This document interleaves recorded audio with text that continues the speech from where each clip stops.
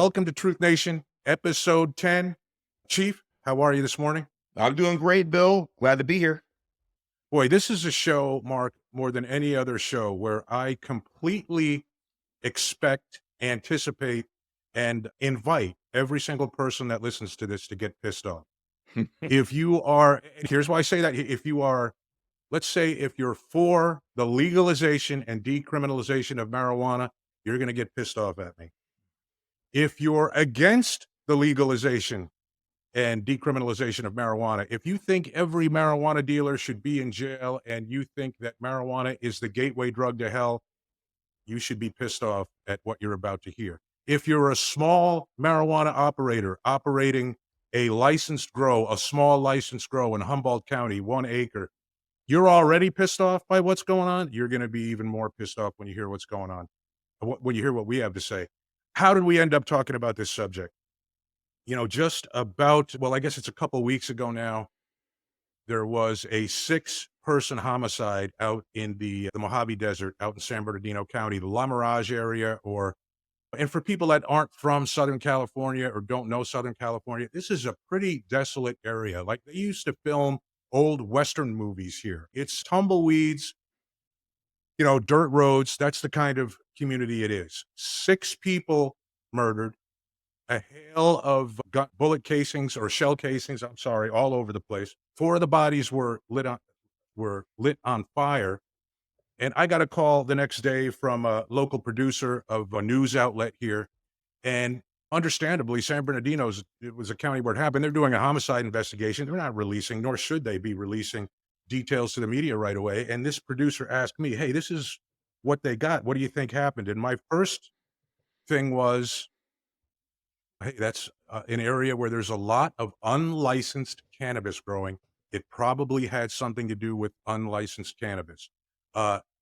And then I said, or perhaps methamphetamine conversion. But here's why I said unlicensed cannabis, Mark. It's not because I'm an oracle or a genius. It's because guess what happened in 2020? You probably forgot. A 7-person homicide in Riverside County at a marijuana grow. Like, these marijuana grows have been home to some extraordinary acts of violence. And to be clear, when I say these marijuana grows, this wasn't a marijuana grow site. This was literally the middle of nowhere. But the sheriff of San Bernardino has come out and said that it was related. We don't know exactly how yet, but it was related to the unlicensed cannabis trade. Mark, Prop 64, that is the vehicle by which we have legal marijuana in the state of California. It was voted on in 2016. It was passed. It went into effect in 2018. Since then, we've had legal cannabis in this state, and it has been a utter disaster. Here's what Prop 64 promised. And by the way, just so everybody that fought for this, that's in the cannabis business, that believes in cannabis, just so you know, this bill was, or this proposition was, the reality was it was never even about marijuana. And that's going to piss some people off that I just said that. It was about social justice. It was about people who don't believe in incarcerating people for crimes. And it was about changing how our justice system handles certain drug crimes. That's really what this case was about. Who led the push for Prop 64? Your good friend, Mark, the current governor of California, Gavin Newsom. He was lieutenant governor at the time. He was head of this blue ribbon panel that put together the plan to bring regulated marijuana to the state. And here's where the tax money was supposed to go to that came from Prop 64. First, the funds go to regulatory and administrative workload costs needed to implement, administer, and enforce Prop 64, not covered by license fees. Specific amounts of the funds then go to, this is the one I want you to pay attention to, Mark, research and activities related to the legalization of cannabis and the past effects of cannabis-related criminalization. The remaining funds go to youth education, prevention, early intervention, treatment programs. I have a request of society today, Mark. Here's what my request is. I get it that over the last 30 years, 40 years, there's behaviors, there's actions, there's drugs, there's words that were acceptable 40 years ago that are certainly not acceptable today. And I'm all for that, right? I agree with that. I'm glad that society has evolved and we've become more refined and we've changed what's, quote, okay with us and what's not okay with us. But I think where we get into danger is when we try to then go back and apply today's norms and acceptances to something that happened 30 years ago. Right. Those are two separate things. Those are two separate things. How we felt about something 30 years ago and how we punished something 30 years ago is different than it is today. And we shouldn't try to apply our today's rules to behavior then and have this incredible guilt about it. We should just change laws that we don't think are effective and move on. LA Times article that came out last year. Now, LA Times definitely say what you want about them, but they called out California on this. This is a quote from them. 6 years later, after the law was passed, 2016, 6 years later, California's legal weed industry is in disarray with flawed policies, legal loopholes, stiff regulations hampering longtime growers and sellers. Despite expectations that it would become a model for the rest of the country, the state has instead provided a cautionary tale of lofty intentions and unkept promises. I could go on forever about this, Mark, talking about all the flaws in the law and why we're in such disarray today. You were working for California Highway Patrol in 2016, and then when this is implemented here in California in 2018, what do you recall about it? What were your concerns at that time, and then what have you seen since in this space that makes you feel that things aren't going right? And by the way, at the end of the show today, Mark, I'm going to explain to everyone how in 90 days, this is a bold statement I'm going to make, Mark. In 90 days, the US government could address at least three-quarters of the unlicensed cannabis production in the state of California with no new laws and without incarcerating one person. The ability to do that is there, and we'll talk about that today at the end of the show, and I'll tell you what the Biden administration said to that plan a couple of years ago when it was proposed. But before we get there, Mark, you were working for the state of California. When we started going down this road, what were your thoughts? What were your concerns about it? Well, first of all, I'm excited to hear about your proposal 90-day plan, and I'm really curious. You piqued my Mhm. interest in that one.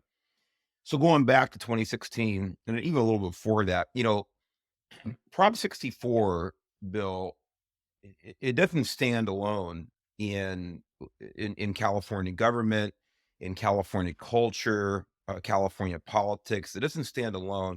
Prop 64 was part of a litany of bills and bills that became laws that, in my opinion, were really undermining public safety, were really in opposition to most people's values and general positions on a day-to-day basis in California. You're talking about AB 109 and Prop 47. These had to do with releasing people early, reducing sentences, reducing penalties for certain violations of the law, things like this. And Prop 64, again, was just one in a number of things that I felt as a law enforcement citizen and as a citizen of California that were really attacking and undermining the rule of law. As simple as that. Being with the Highway Patrol, of course, one of the things that we were anticipating specifically to Prop 64, the legalization of personal use marijuana. The law was so, in my opinion, so poorly written. There were so many loopholes. There were so many questions that weren't answered, that weren't addressed in the law. On the surface, it seems like it, but there's so much gray area.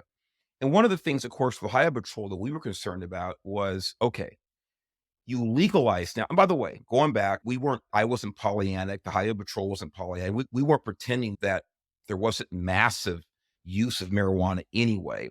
But we did understand that now legalizing it was going to increase the number of people that were using it. There were some people who were not using marijuana specifically, and maybe a small percentage, but specifically because they didn't want to break the law. Mhm. As simple as that. They weren't worried about impairment. They weren't worried about even maybe social norms. They simply just didn't want to get a misdemeanor or an infraction citation for use or possession of a personal use amount of marijuana.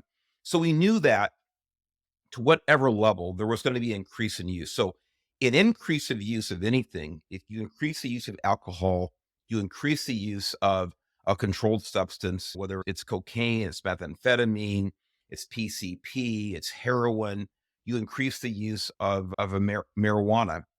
Well, what's that mean? Well, there's no way that you're not going to get an increase in the number of those people with those substances in their system who are now operating motor vehicles. Hmm. It's just logical. You can't have one without the other.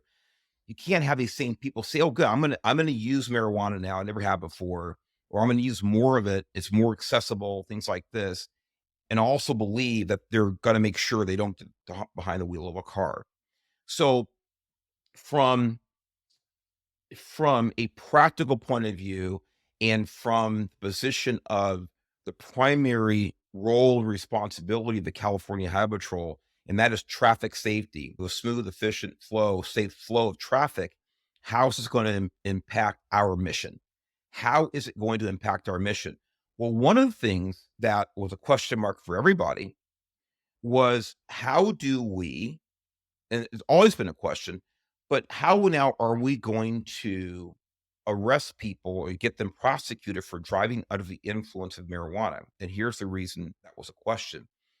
Because at the time, and to my knowledge today, there was not, and there still isn't a presumptive level of marijuana in your system as far as impairment, legal impairment to operate a motor vehicle. I said, maybe that's changed. I've been away from the department for going on 3.5 years and I haven't kept up with that. Maybe I should look it up for this podcast. But the point is, at the time, there was no presumptive level. For alcohol, it's 0.08% of your blood alcohol concentration. You are presumed to be under the influence no matter what, period. It's a statute. You're under the influence. For marijuana, there was no level of nanograms that translated to a statutory level of impairment. It didn't exist.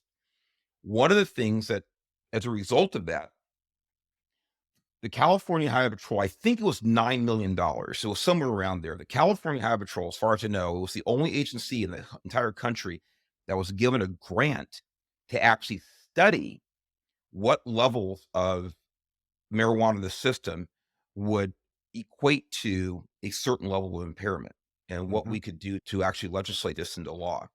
So again, that was given to the Highway Patrol. I know those studies took place at the CHP Academy in Sacramento. I don't know where that ended up. It didn't come to fruition before I left 3 years ago. That was the impact that we were foreseeing. More people driving under the influence, but actually, how do we prosecute? You can always arrest for the influence, but Hmm. you have to be able to articulate why the person was impaired in court, and that was the big wall that we had to get over. The other part of it, Bill, was this, is that, and we talked a little bit about this, and I would love for you to expand on it because offline, you really did a great job of articulating this issue. And that was the anticipated cash revenue Hmm. generated by these marijuana dispensaries and how that would be handled. Long story short, the Highway Patrol ended up getting in the business, I say the business, some reimbursable contracts of providing security for many of these dispensaries, certainly in Los Angeles County, where I worked at the time, and throughout the state, because of the known level of cash that was going to accumulate in these establishments. And they knew that they needed more security. Why? Because there were people in the black market that want to obtain either the cash and or the Hmm. marijuana premises to go ahead and traffic it in the black market. So those were the impacts, and that's what I remember about it. And my personal belief about it was this is going to end poorly, and that's where we are Hmm. today. Hey, I'll touch on that bit there about the cash, right? So right now, and especially in 18 when this started, and it's still true today, banks are hesitant to bank marijuana businesses, even if they're licensed in a state. Why? Because federally, and really the whole issue here is the inaction of the federal government. No matter which side of the issue you're, and this is what I was trying to allude to in the opening, no matter which side of the issue you are on, if you're pro marijuana, anti marijuana, you are getting screwed by the federal government right now. due to their inactivity. Let me tell you how crazy the situation is, Mark. Banks will not bank a licensed cannabis business. Why? Because the underlying offense is still a federal crime. Arguably, this is in violation of federal law then. So the way the Patriot Act is set up, the way that FinCEN is set up, a bank has to make suspicious activity reports when they think proceeds are coming into the bank that are resulting from a federal crime. They know it's resulting from a federal crime, right? So it's been very hard for these licensed cannabis businesses. And again, so people understand, when I say licensed, I'm talking about licensed in a state, whether it's California, Colorado, wherever, a state that has legal cannabis. Not federally. There is no federal license. It's illegal federally. So guess what else is crazy, Mark? You talked about the CHP and the worries about picking up this cash, this tax money, and the state taking in this cash money. This will blow your mind, Mark. Do you realize that cash money that the state was picking up is subject to federal seizure because it is proceeds from the sale of a controlled substance? So the state of California has money in its bank accounts that is subject to federal asset seizure and forfeiture by the federal government. Am I advocating that the federal government should do that? No, I'm not. I'm just talking about how screwed up the federal government has allowed this system to be. Here's an example. I talked to a pretty high profile person in law enforcement, let's say the head of an agency in my area. And he said, Bill, I have these unlicensed dispensaries in my area. I want help from you guys. We hear one of them has a whole lot of cash, several $1 million. We want to go after them. We want to shut them down. We want you guys to seize the cash and seize it federally and forfeit it. And then the way the system works, Mark, as you're well aware, this department would then get a piece of that money. That's the federal law, right? And I said, sir, you have legal cannabis in your area, right? Your council, whether it's county council, city council, it's been approved for your area. Oh, yes, we do. So you license people and you tax them for cannabis sales in your area. Yes, we do. I said, what happens to that money? Well, that money goes into our county accounts. Some of it goes to law enforcement. And I said, okay, do you want us to seize that money? And he said, well, what do you mean? Do I want you to seize that money? No, they're paying for the license. I said, under federal law, it's all the same. The money, the cash money that you're taking in from these, quote, legal dispensaries, that's, according to the federal government, that's drug money. The money that's being generated by the unlicensed dispensaries, that is also drug money. And you're now asking me to handle it different ways based on state law. That's not the way the system should work, right? So that's how convoluted and screwed up this system is now, where in some cases, proceeds from the sale of marijuana is being seized federally. And in other places, the federal government is allowing it to go as taxes into city and state governments. There should be just one set of laws that dictate what happens on this. Let's talk about the black market, Mark, because that's the thing that I feel like has really caused the one thing in Prop 64 that I think has caused the most issue was it changed cultivation of marijuana from a felony to a misdemeanor. Now, on the face, like I know people are thinking, well, that's good. Like if you have a half an ounce of marijuana, that should be a misdemeanor, not a felony. You're not going to get an argument from me. Surprisingly, you're not going to get an argument from me. But here's what it also means, the way California put it into effect.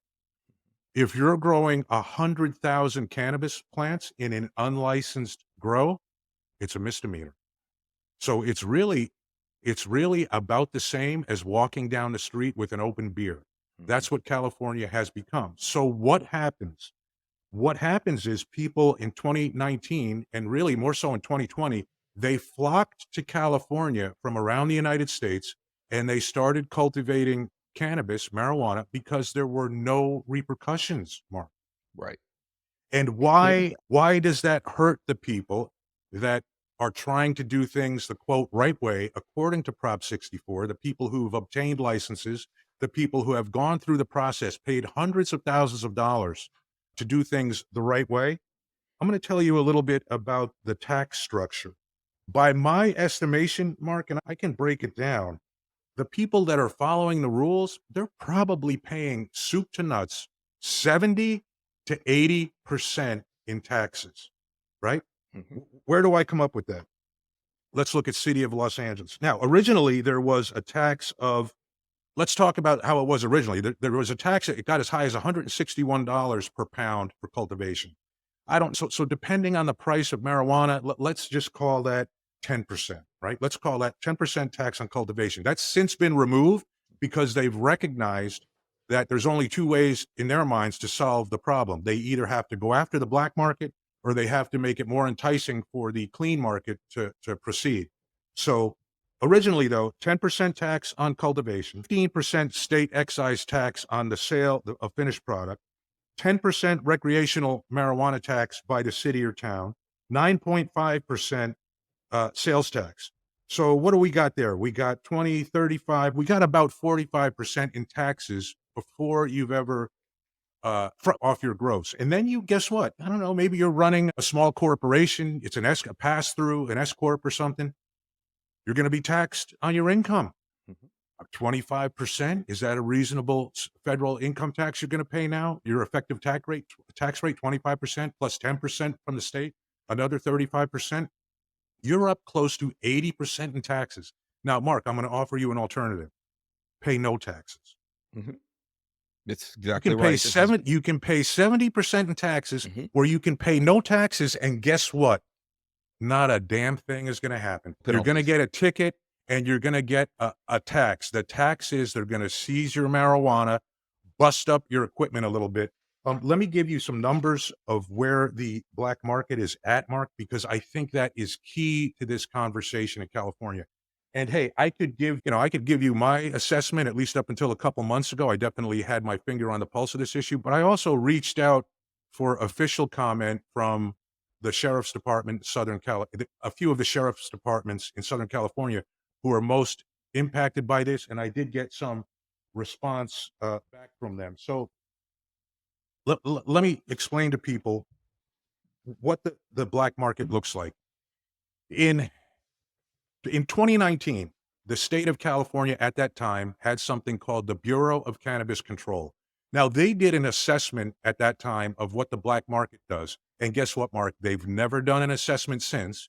And the reason why they've never done an assessment since is because everyone that saw this 2019 assessment has taken it, crumbled it up, and put it up their behinds to show how ineffective the current proposition is. They said in 2019, the black market was 80% of the marijuana market. That meant 80% of the marijuana in California was grown and sold out of compliance with Prop 64, no taxes taken out of it, etc. In 2020, there was, I don't know, hey, some people have said it's due to the pandemic. People were out of work. They were flocking to California to find an illegal business to make money. Whatever the case, in 2020, there was an explosion of unlicensed cannabis cultivation in California. The height of this was probably late 21, early 22. Now, San Bernardino said officially the height of cannabis cultivation, illegal, unlicensed cannabis cultivation in their county was 2022. They believe they had about 1,400 illegal grow sites. Now, this is not someone's backyard, Mark. This isn't a plot in a garden, which is how some people were made to think of what the issue is. No. These are huge commercial grow operations, outdoor grow operations made in the desert. And the structures on them are called hoop houses, and they're greenhouses where there's like semicircular PVC tubing holding up plastic sheathing. So it looks almost like an old Quonset hut, but it's not made out of metal. It's made out of vinyl and PVC pipe. So if you took the counties of Riverside, San Bernardino, and Los Angeles County, I would estimate that based on what I heard from them and what I know, there was probably at its peak at least 3,200 grow sites, illegal cannabis cultivation sites, just in those three counties. How many plants are in a illegal grow? That depends, right? There's some that are just a couple greenhouses. There's one in Riverside, California that I know is in existence today, Mark, where there is 600 greenhouses. It's gigantic, unlicensed cultivation site. The average number of plants that I've seen, and we went back and we looked at when we help local law enforcement address this problem when I was at DEA, we got statistics, we got data. So my statements here are based on that data. The average number of plants per grow is 1,800 plants. And again, 3,200 grows. That equates out to 5,760,000 plants in this 3-county area. Now, federal sentencing guidelines equate that to 11.5 million pounds of marijuana. I don't know how accurate that is. I don't think it's, I think you could get a pound of high quality marijuana from each of those plants. Maybe you can do two growing cycles a year in this area, in this part of California. So I don't think it's outrageous to say 2 pounds per plant, but 5,760,000 plants, pounds of marijuana in that 3-county area at the peak in 2022. Mark, that equals all the marijuana seized at the United States border with Mexico from 2012 to 2017, the year before this thing took place. I'll say that again.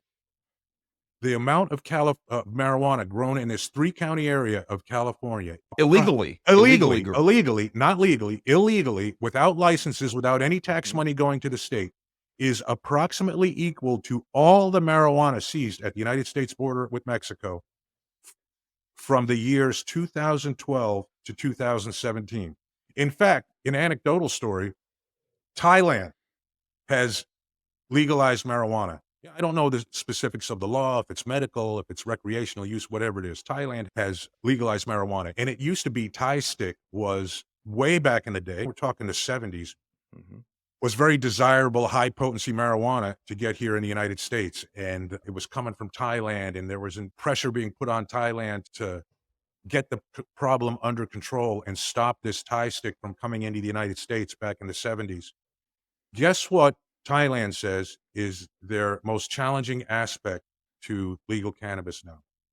I would brace yourself, Mark. It's keeping cannabis from California out of their country. Correct. We complain about Mexico, right? We complain about drugs coming into California and from the United States from Mexico.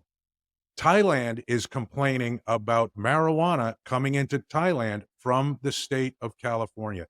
That's how out of control cultivation has become in California. California is probably the #1 producer of marijuana, at least in the Northern Hemisphere, if not the world right now. And really, there's ineffective controls. And I want to get your thoughts on that, but I want to set the table for the other things I want to cover, Mark. Human trafficking, the effect on our water table, and then the effect on our environment. But go ahead. When you hear about that quantity of marijuana that's being manufactured, let's call it what it is, when it's being manufactured here, and let me remind you, Mark, it's illegal under federal law. Federal law enforcement's doing nothing. State law enforcement doesn't have the resources to do anything. If you're a licensed grower, you're getting screwed because you cannot compete with the black market. So you'll probably be out of business soon. Well, Bill, about the legal grower dispensary being screwed is exactly what I want to focus on. And again, this all goes back what I said earlier about this whole group, this whole procession, this litany of all these laws that came to fruition about the last 7 or 8 or 10 years in California. Absolute disaster. And by the way, it's all an attack. It's all an attack on civility and public safety. I'm sorry. It absolutely is. Let me give you a little example here. So this article, this is published in a small publication, California City News. If anybody who lives in California is familiar with California City, I'm surprised they even have a newspaper. No offense, but it's small. But they are in an area where this illegal behavior is incredibly impactful, and they have a direct, intimate stake in what's going on in California City. It's way up in the high desert, Mojave Desert, just what you're talking about, Bill. Yep. And I've been to California City a number of times, and it is actually a quaint area. So when I talk about their publication, I'm just having fun. But it's an article here, and it was published 2 years, almost to the day of the recording of this show, 2 years ago, 2022. And it's by Michael Blood from the Associate Press, who's quoting some people here. But there's a lot of highlighted, but let me skip here near to the end. Let me come back to some of this in a minute. It's very important. They actually interview a grower who remains anonymous. By the way, he's he's a licensed grower. They're Hmm. quoting in part of this article, but it talks about him living on both sides of legality and illegality.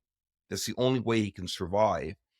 One of the quotes here, or actually one of the passages here, the anonymous grower said, the burden of competing in the regulated economy simply doesn't make sense to many longtime operators who came up in the Proposition 64 marketplace.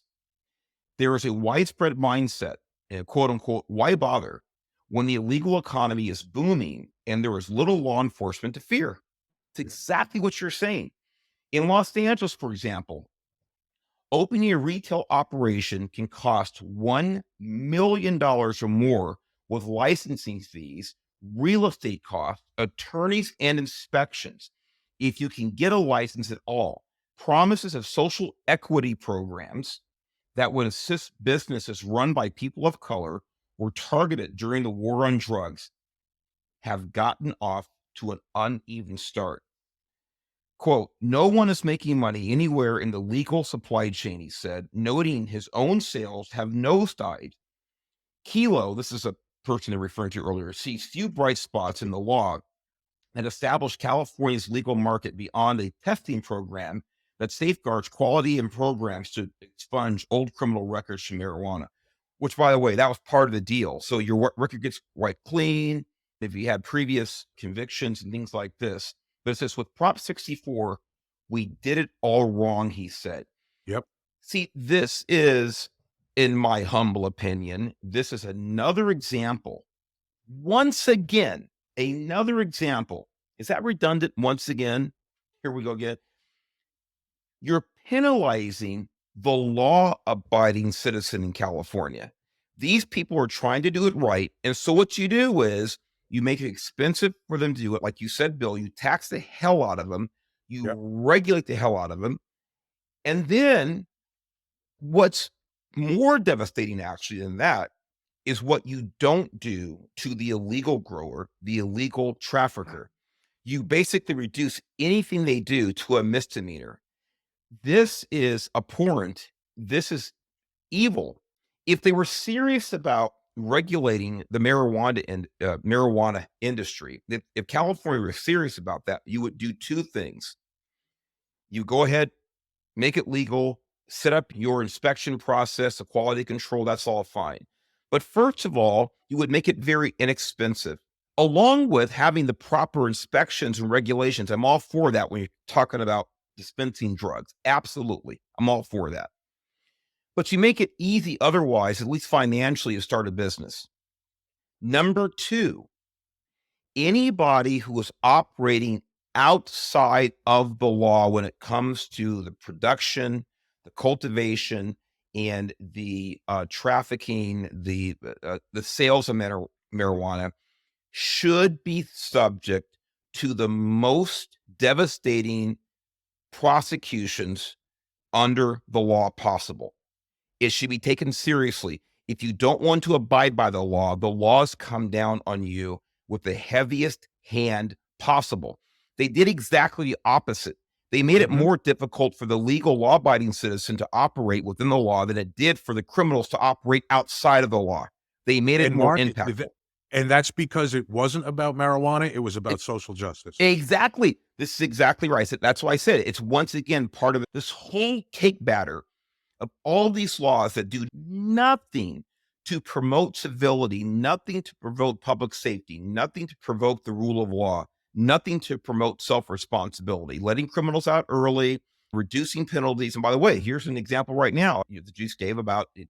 You can have all these tens of thousands of plants being grown. It basically, it boils down to a misdemeanor. So this is another example of California screwing things up, doing things for the wrong reason. What you said, social justice bill. You're 100% right. By the way, cannabis donated a combined $400,000 to Newsom's first campaign for governor, the most given by the industry to any of the candidates in the 2018 election. And don't forget, Newsom was the one that chaired the blue ribbon, quote, blue ribbon panel that determined what should be in the legislation. And his buddy, I forget the guy's name, but it was someone who was a friend of his, was actually hired to actually write the law. So, Yeah, I have it in one of my articles here too, but go yeah, ahead. probably the same article. We've already said it, but here's the best thing to sum up the impact of the black market. And again, this is from the LA Times in September of 22. They did a great expose on how screwed up the current system is. Far from reducing illegal weed, those efforts instead allowed the black market to flourish after legalization with the help of organized crime operations that run massive unlicensed farms and storefront dispensaries in plain view, bringing crime and terrorizing nearby residents. Those raided by police are often up and running again within weeks or days. Why? Because it's not a felony. It's a That's right. misdemeanor. It's really not, it's not anything to be concerned with. Absolutely. And by the way, when I was quoting that anonymous grower, that actually was from the Associated Press. The California City News article, I have that one here. That was actually also from 2022 as well, September of 2022. And it's called Broken Promises: How Prop 64 Spawned Crime, Exploitation, and Public Corruption in California. Things Mhm. you've already talked about here. But in that one, and they said the recent California City News has this article we did see earlier, because they're right there in the heart of where a lot of this is happening. Um, Nearly 6 years of California voters approved Prop 64. Again, this is from 2022, legalizing Mhm. recreational marijuana in California. They were banking on a promise that legalization would not only create a windfall, but would snuff out the unregulated market and replace it with a safe system, a safe and orderly system. Something I just addressed in my Mhm. previous rant about why California, they did one, legalizing it, of course, making it very difficult, and then making it meaningless. There's no teeth in people who are actually operating outside the law. This hasn't happened. As a scathing series by the Los Angeles Times document, and probably just what you're quoting here, these are different Exactly. excerpts. Yeah. There is now more illegal cannabis being grown in California than ever before. The black market is more dangerous than ever before. People on lands are being exploited, and public corruption has reached new depths. And finally, the pitch for Prop 64 focused on grand benefits, an end to drug possession laws that penalize the poor and people of color, and the creation of a commercial market that in 2021 generated $5.3 billion in tax sales, the Times report. And And again, Mark, let me just, and it's very clever the way they said that. I want people to understand, not 5.7 billion in tax revenue, 5.7 billion in taxed sales. oh, excellent point. Right. Tax sales, we Right. know So about. so sales of 5.7, what was it, 5.7 billion you said? I'm Yeah, sorry. 5.3. 5.3 billion of taxable sales. And when you read that quick, you may think, oh, they generated 5 billion in tax revenue. Mm-mm. No, it was 5 billion in sales that are then taxable. Very interesting. This is another excerpt from the article from California City News. For those of you who live in Southern California, I'm sure you're familiar with Montebello. It's a small town just about 7 or 8 miles east of downtown Los Angeles. Ruben Guerrera, who chairs the Montebello-based Latin Business Association, told the Times that he's witnessed attempted shakedowns of around half the cannabis license applicants he's encountered in Southern California. He reported the incidents to the FBI.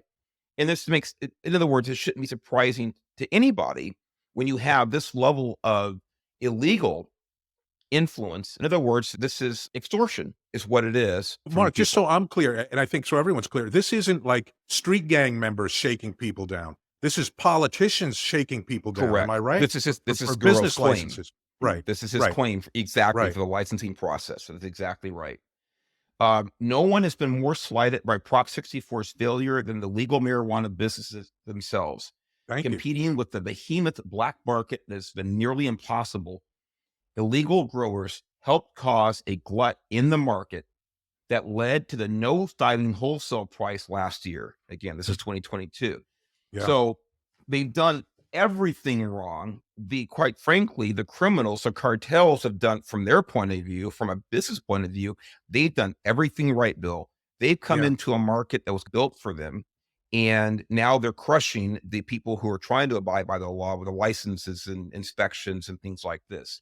So And I Mark, know I harp on this all the time, and I'm going to yeah. keep harping on it, because if people don't realize that just about everything that California And similar states in the political sense, in the political demographic sense, do Hmm.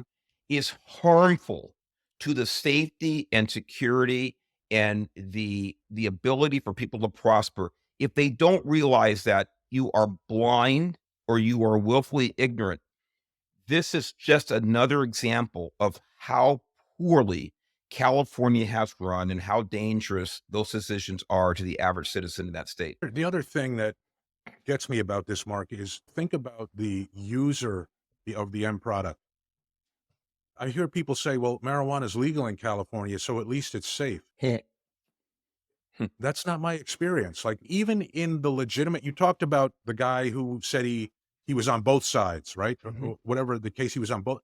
A lot of what we see now, or a lot of what this market presents now, is gray market, which means it might be legal businesses, but they're also doing off the books marijuana transactions because they can't compete against the black market. That's exactly right. His quote is, "We basically subsidize our white market with our black market." Yeah. So, in other words, he gets a lot of his resources from illicit growers because it's just too expensive and it's too unprofitable to do it the right way. So, what we've had, by the way, talking earlier, Bill, about some of these regions in California, counties in California, I think you spoke about it, or I'm just remembering from stuff I read earlier Hmm. about Humboldt County. Hmm. Humboldt County is in the very northern part of California. Humboldt County has historically been one of the biggest producers in the sense of a region of marijuana, not just marijuana, but primarily marijuana in California. Since I started with the Highway Patrol, that's when I first learned about this. The California Highway Patrol, I believe it doesn't exist anymore, maybe for obvious reasons, but used to have a program called CAMP, and I can't remember what the acronym Oh yeah, stands for. yeah. Campaign against marijuana, Producers or something like that. Yeah. something Oh like yeah. that. And of course, Yeah. CAMP worked very closely with the Yep. DEA and with local sheriff and police departments in various regions throughout the state of California. But Humboldt County has always been a hotbed. One of the reasons is because there's so many desolate areas in Humboldt County, and climate wise, it's very favorable to growing marijuana, even outdoors. So, but the point is that the same areas that produced it illegally 30 years ago are producing illegally today. Nothing has changed other than probably a larger amount that's being produced now than it was 30 Oh yeah. years ago. It's the only thing that's Oh yeah. changed. I just want to throw that in there, that, and I was Yeah. never part of that program, but I was very aware of it, had friends who worked on it for a long time. Yeah. Hey, Mark, let me touch on a word that you brought up a few minutes ago, because I guess because of my experience, my background, I use the word very carefully, and there's a lot of nuance involved, and I'll explain a little bit of how marijuana trafficking used to work. It's the word cartel. You said, hey, the cartels are, I don't know, you said something like the cartels are just dominating the business or involved in the business, whatever. And by the way, since Prop 64 passed or went into effect, marijuana seizures at the US border are down 88%, right? So Mhm. here's a drug that the drug cartels used to make significant profit from in Mexico, and that profit was taken away. And I remember one of the politicians in California, Mark, I wish I could remember who it was. Back in 2016, and it could have been Newsom. I don't think it was Newsom, though. I don't want to put it on him if it wasn't him. He said it was a male, and I remember he said, this law is gonna, or this proposition is gonna put the drug cartels out of business. And you and I talked about something a couple times on this show before called unintended consequences. When you do something and there's this unintended result that makes the situation worse. Well, the reason why marijuana seizures are down 88% at the US border with Mexico is because the drug cartels in Mexico, the leadership of the drug cartels have gotten out of the marijuana business. And they've decided to focus on areas where they can scale their drug production. Guess what those areas are? Methamphetamine and fentanyl. So, a part of what, and people go nuts when I say this, Mark, but it's just reality and it's fact. Part of the reason we have a fentanyl issue today and a methamphetamine issue and overall a synthetic drug issue that's going to get worse is because The drug cartels are not making money from marijuana anymore. And quite simply, they did what any business does. They looked at their portfolio and said, let's drop this product. Let's add these other products. We can scale these products. So when I hear people say, and it's a very frequent thing, and hey, I'm not the absolute authority on this. People are welcome to use this word however you want, the word drug cartel. But when I hear people say, hey, these are cartel grows here in Southern California, in the desert, in this part of San Bernardino County, Riverside County, I don't describe them by my definition of cartel. I don't describe them as cartel grows. Here's why. The reality is there really hasn't been cartel grows, even in Mexico since, I don't know, the 80s, maybe the early 90s. How marijuana trafficking worked is you're a farmer in Mexico. Your family has chosen to grow cannabis. They've probably been doing it for generations. You live in a climate, I don't know, the green triangle, whatever it's called down there in Mexico. You live in a climate where the cannabis plant, the marijuana plant grows. It's conducive to growing. And as generations come through, you continue to grow marijuana. And what do you do with that marijuana? Whatever, quote, drug cartel controls that part of the country, you sell your marijuana to them. And then they take it, smuggle it across the border. They would take it in the old days, smuggle it across the border and sell it in the United States. How does the price work? They tell you what the price is. It's not like you say, hey, I have this for sale. I want this for it. No, the drug cartel that controls your region of Mexico, they say, hey, we're paying X amount of X dollars a pound for marijuana. You better take it or it's not going to be good for you, right? So that's how marijuana used to work, let's say in the 90s, the 2000s in Mexico. So what happens when you remove that profit for the drug cartels?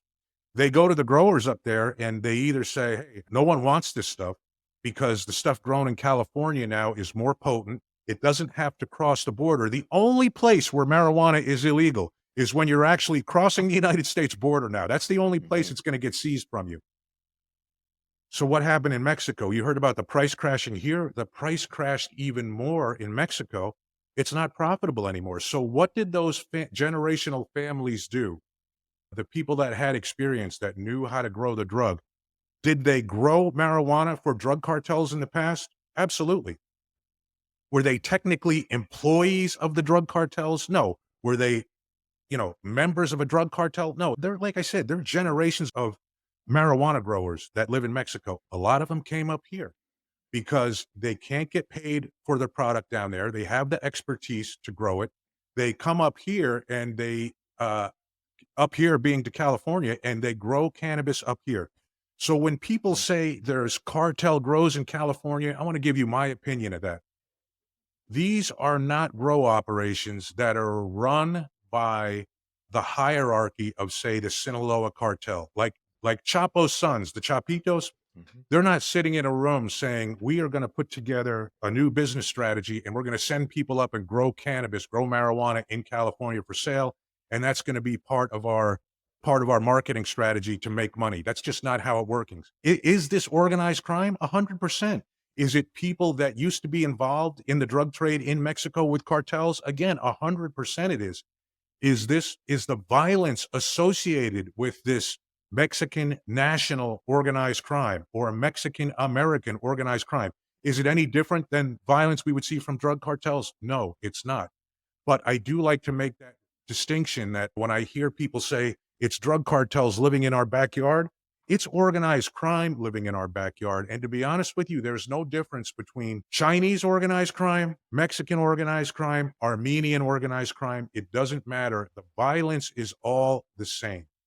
Well, I appreciate that clarification, Bill. I think it's important, certainly for me and the audience, to know that. And I didn't know those numbers about, in other words, how much the cartels almost completely had gotten out of the marijuana business. Listen, again, and Mark, let me say it again. The seizures at the border since 2018 of marijuana have gone down 88%. Yeah, I mean, that's almost all of it is turned off from Mexico. There's just no reason to do it anymore. And I think that all by itself, Bill, we've been on for almost an hour. And I think that number right there, That stat right there sums it up. That California has become such a producer of marijuana, and mostly illegally, that's pretty much put the cartels in Mexico out of business in that specific capacity. It's just crazy.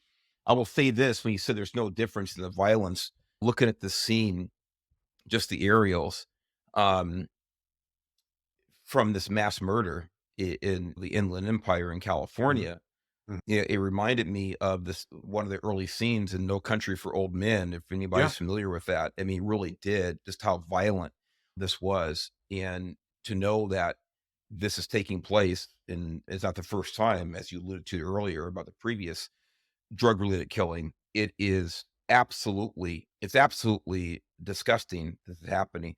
And not completely, you can't prevent everything, but to a large degree, these things don't have to be happening if the leaders in California were actually taking responsibility for what's happening here and actually decided to do something about it. But I think that these lofty goals of we talked about social equity earlier are leading to exactly the type of crime that we're seeing in California. yeah, and hey, just since we talked about, the violence and just because it's not technically a Sinaloa cartel marijuana grow, the that doesn't mean the violence is gonna be any less. That murder in Riverside in 2020, Laotian. Hmm. It was Laotians that were involved in the cannabis trade and 7 Laotians killed at this place. Yeah, so it doesn't have to be hey, I get it. It's dramatic to say that, and I just want people to understand that all organized crime is violent. It doesn't matter. And I also want people to understand that there's ancillary crimes, and actually a big part of who's dominating this market now, and I actually have had my eyebrow went like this the past couple of weeks because I've seen these videos of our border with Mexico, and I've heard my some of the people I follow on social media talking about military-aged males from China coming across the border. In my opinion, right? In my opinion, and this is going back a year or 2, it was Chinese organized crime that was actually dominating the cannabis cultivation business in Southern California, which might come as a surprise to some people. They think, "Oh, Hmm. no, it's Mexican drug cartels." Well, like, I gave you my thoughts on that, and now I'm telling you that a big portion of the grow activity, the unlicensed grow activity, is conducted by Chinese nationals and Chinese organized crime. That's just, the reality of how it is, and to talk about some of the ancillary crimes, there was human trafficking, Mark, that's a real thing with these grow sites, and I break it down into 3 different types of human trafficking, and maybe there's a better word to describe these situations. I'll look to you to provide that. The first one is the very obvious human trafficking. Like DEA agents have served search warrants, and the incident I'm thinking about was back in June of 21. And there was the way these big cultivation sites operate is there's 200 makeshift greenhouses on a plot of land, and there's a bunch of trailers, motorhomes, shacks, lean-tos that these people live in who are tending the marijuana plants. Motorhomes padlocked from the outside, Mark. So when there's a trailer that's padlocked from the outside, obviously that person's not free to go at night when the people running the grow site are sleeping. That is human trafficking. That's also slave labor.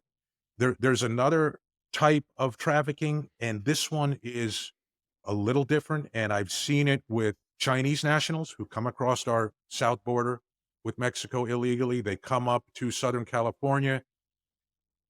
They come with a passport because at some point they want to be able to get back to China. The passport and all their documentation's taken from them from the people that are running the grow.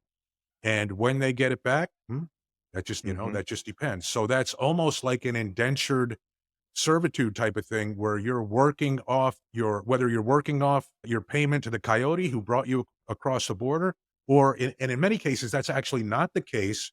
The case is actually they're voluntarily working on these marijuana grows, but the people running the grows want to keep them around, so they're taking their documentation. And by the way, I encourage people to be very I'm telling you, human trafficking does happen. Right? I want to make that clear. But also you have to be somewhat inquisitive or skeptical when you hear some of the claims, and here's why, Mark. When you are serving a search warrant at an unlicensed cannabis grow and you encounter the labor force, what's the first thing that they're going to say to minimize their culpability? So I didn't know while I was growing. I didn't. Well, they're going to say, like, I'm being held here against my will. I'm being Right. forced to do this. They're not going to say, well, the guy's paying me $1,000 a week off the Right. books. So that's the issue. Like, everybody that's encountered has some story about how they're being forced to stay here. They're not allowed to leave, whatever the case. Mhm. And I'm saying in cases it's true, but I'm also telling people some of that is to minimize their own culpability. So just be leery of that when you hear some of these claims. The final thing that I've seen. And this, Mark, results in violence, and I'll be very curious to see when the homicide detectives in San Bernardino solved that case, if this played any kind of role. Hey, there's two kinds of violence in marijuana trafficking. One is the standard violence that is in any kind of drug trafficking. You stole product, you lost product, you stole money, you lost money. There's retaliation. A lot of times that retaliation involves kidnapping for ransom, kidnapping till someone else pays a debt, or just outright violence to make a point. The other type of violence is, believe it or not, labor disputes.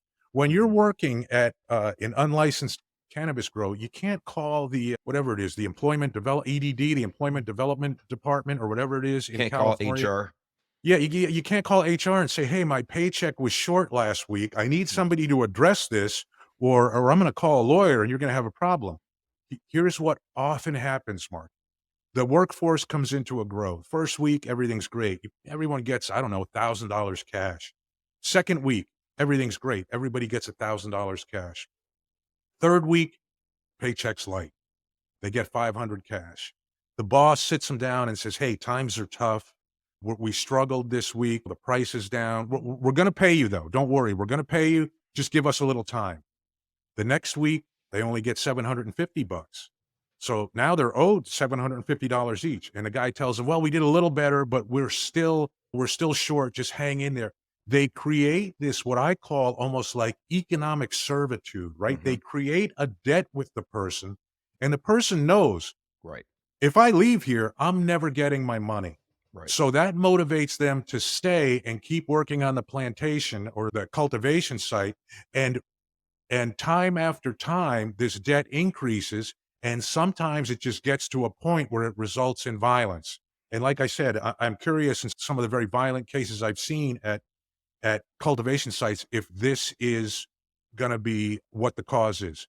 Yeah, that's a good question. I know they And haven't. yeah, these guys are not. They're not. And people say, "Oh, business is tough, so they can't pay them." Huh? No, they have the money. They're just Mhm. not paying them because they want to ensure that person shows up to work tomorrow. They want to keep stringing them along. So I think that's an important piece to talk about where the violence comes from, and that there is human trafficking. But then again, everybody that you encounter claims that they're a victim of something. Now, it's an excellent point, Bill, about the inflation of those numbers and that possibility and likelihood in those circumstances. But it's also true that, look, we know that the cartels are making billions of dollars with human trafficking. So both can be true. Numbers can be Mhm. inflated, but they can still be the real numbers can still be absolutely catastrophic and of course horrible for the individual who's trafficked. I had to say, like I said earlier, I am curious about your 90-day Yeah, let me plan. get to This is that. this is intriguing. Let me get to that because I've been itching to we've hear been this. we've been going a while now. In Southern California, the as mark the desert area by name, by definition, there's no water. There's no water. There's no water out there. So there's two ways that these people, the traffickers, the marijuana growers, illegal marijuana growers, get water out there.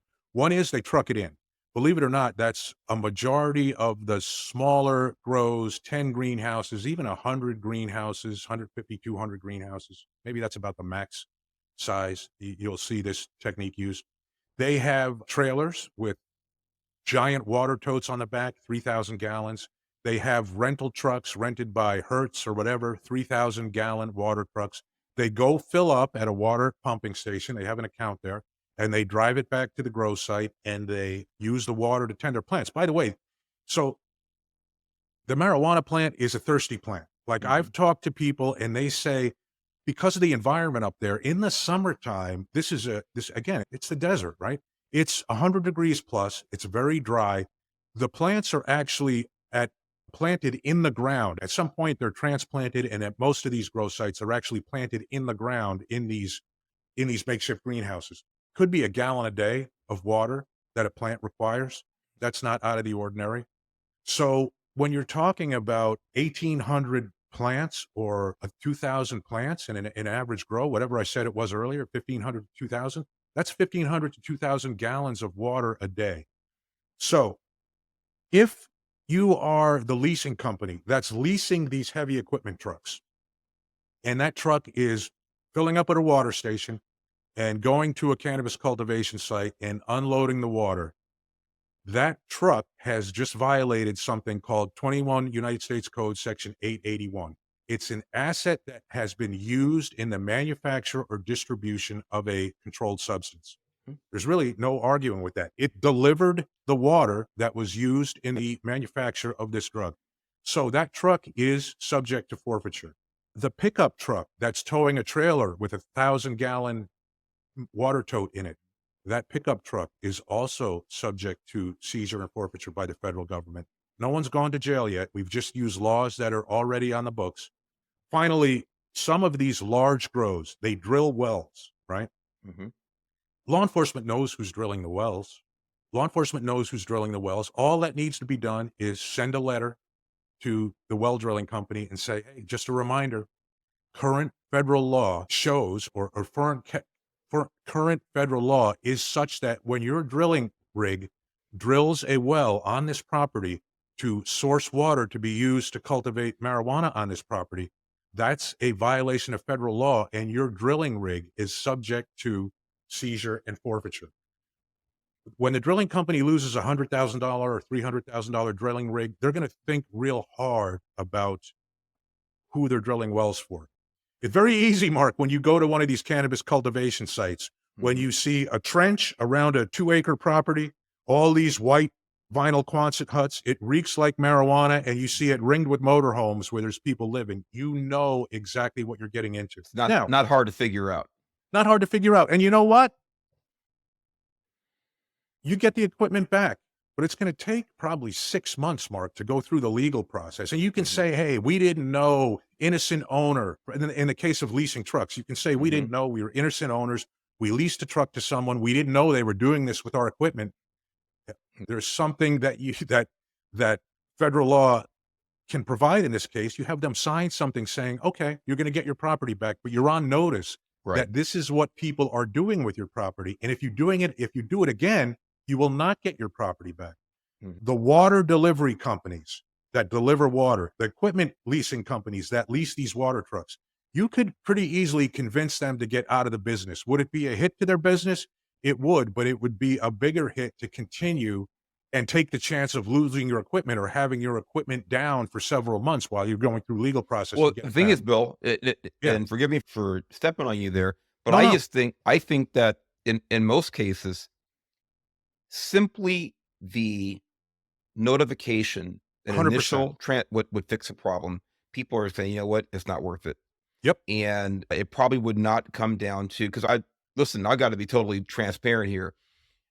I understand the value. I understand the strategy of seizing personal property for certain criminal offenses, allegations, investigations. I understand it, but I do have a problem with it a lot in a philosophical and, quite frankly, constitutional basis. However, if we could actually stop the behavior just with the threat, I'm all for that. Just the threat, whether I like it philosophically or not. But we want to fix a problem, and we can fix a problem just by making someone uncomfortable with actually engaging the behavior and stop it. Then for me, that's a win-win. Yep. And I really feel like that could be done probably within, if you made those businesses with threat of seizure and forfeiture within 90 days, probably what the market looked like would change drastically. Now, is it going to go somewhere else? Yes. Are they going to come up with other creative ways to get water then? Of course they are. But the idea, I think, at some point has to be to make it.